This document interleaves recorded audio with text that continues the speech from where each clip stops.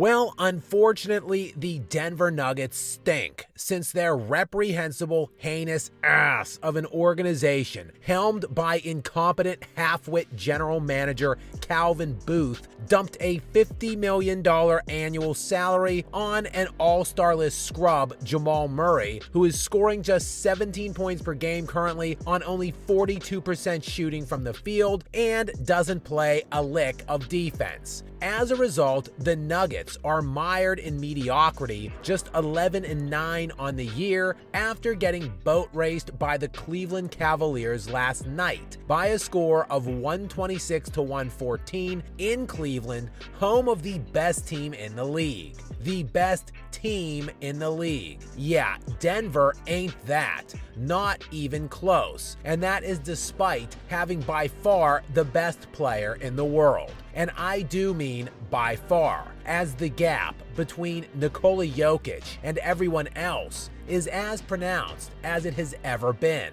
A guy dominating the league to such a degree that he has won 3 of the last 4 league MVPs, and in reality, there is no reason that that wasn't 4 straight, who is now currently smack dab in this, his best season yet. And again, that is by far, as he is now averaging career highs in points, rebounds, assists, steals, and three-point percentage. That is while producing his career high in on-off differential, which is the most glaring and obvious metric to gauge one player's value to their team. The Nuggets are currently scoring 126 points per 100 possessions Jokic is on the floor, while they are scoring only 97 per 100 without him. And to put that 30-point per game differential in perspective, the Nuggets' offensive rating, net rating, field goal percentage, and three-point field goal percentage are all ranked number 1 league-wide with him on the court this season, while they are ranked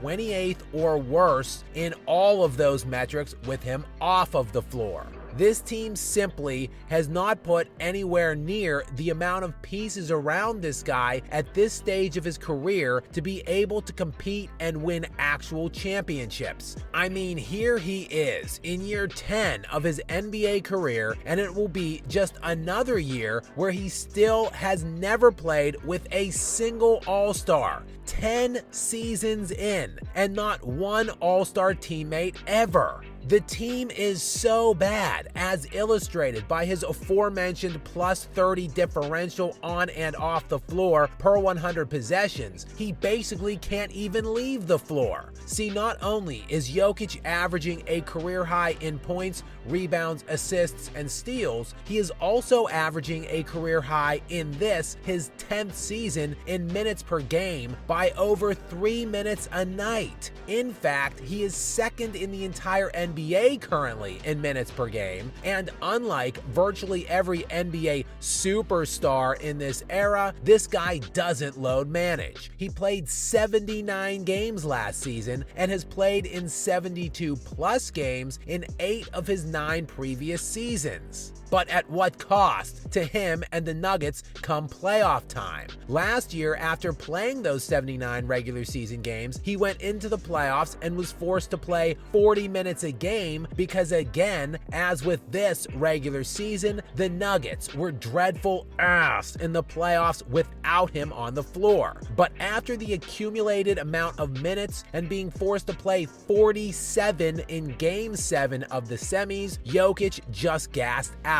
The fact they still don't even have an actual backup center for him after 3 years is also an absolute wild indictment on the aforementioned idiot general manager Calvin Booth. But hey, even though Jokic won't have the ability, seemingly for the rest of his prime, to actually compete for a title, at least he can continue to rack up absurd accolades and milestones. as in last night's loss to Cleveland, Jokic dropped just another preposterous stat line of 27 points, 20 rebounds, 11 assists, and 3 steals. It was his 9th triple-double of his 17 games played this season and the 139th of his career, which passes the legendary Magic Johnson for 3rd on the all-time list. And Jokic now trails only Oscar Robertson by 42 for 2nd and his own teammate Russell Westbrook by 61 to become the all-time triple-double king.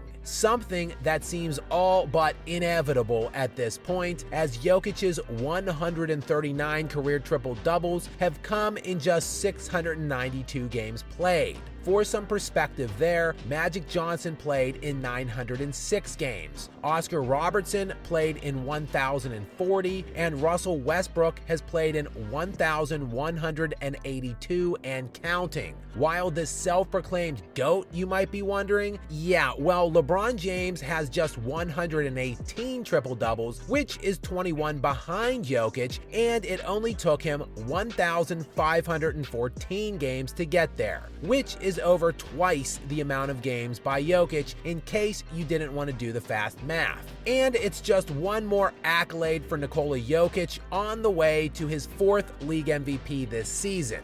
Alas, if only his loser organization could find him one serviceable all-star, he would be barreling towards another title as well.